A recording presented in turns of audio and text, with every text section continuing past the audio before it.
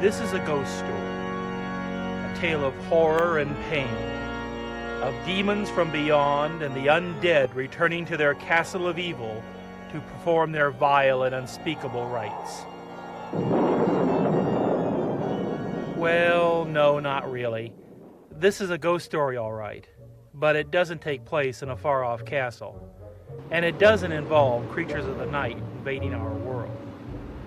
This ghost story takes place right here in Indianapolis at the Murat Temple, home of Indianapolis's Shriners, and its main character is a very gentlemanly ghost indeed.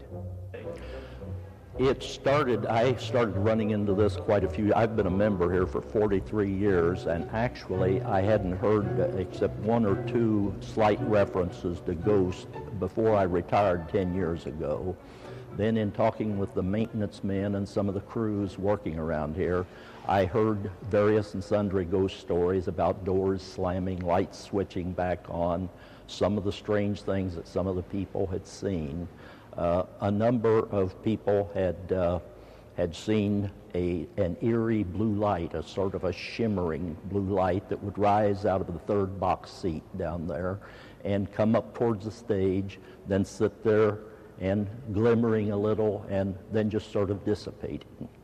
And because of some of the things they had seen, the boys started calling it Jacoby's ghost. Elias Jacoby was potentate, or leader of the temple, at the time it was built in 1910. A fastidious man who was said never had a wrinkle in his suit, Jacoby devoted much of his life to the Shriners, even serving as national leader or imperial potentate of the organization. Today, many people still feel his presence remains in the temple.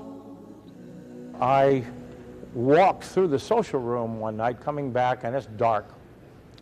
And yet there is a light there by Jacoby's picture that I keep on so I know my bearings. It's so dark in the room.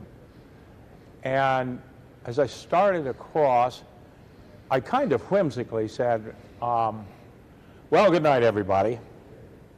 And I swear to you, the hair on my arms raised up.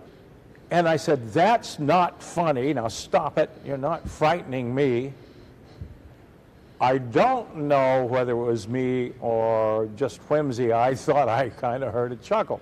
There was one of the maintenance men who had turned off the lights upstairs in the Egyptian room, and he saw a dark figure, looked like a man with a cloak and had a grayish blue light around it, was coming across the social room right towards this portrait. And it disappeared into the portrait, and he then heard strange music. He didn't describe why it was strange, but it was coming out of the theater. He went over there. There was no one in the theater. The curtains were moving, but there wasn't anybody there. Lloyd held a vigil one night with 10 other people to see if there was anything to these stories of Mr. Jacoby's return. After several hours of meditation, Lloyd noticed that something was happening to the portrait. And I saw his face changing expression.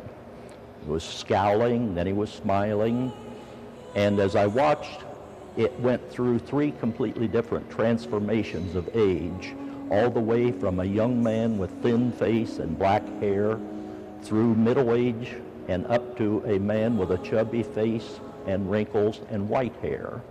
And then I thought I was hallucinating. I saw something, and I tried to wash it out of my mind, and a lady behind me said, "My God, he's crying." And there was a tear rolling right down the side of his nose. I felt that Jacoby's spirit had entered the portrait. I'm sure that it has. There are many people that have questioned this, how can this happen? It does happen. Objects can get possessed, houses can get possessed. Somehow Jacoby is so attached to the Murat Temple.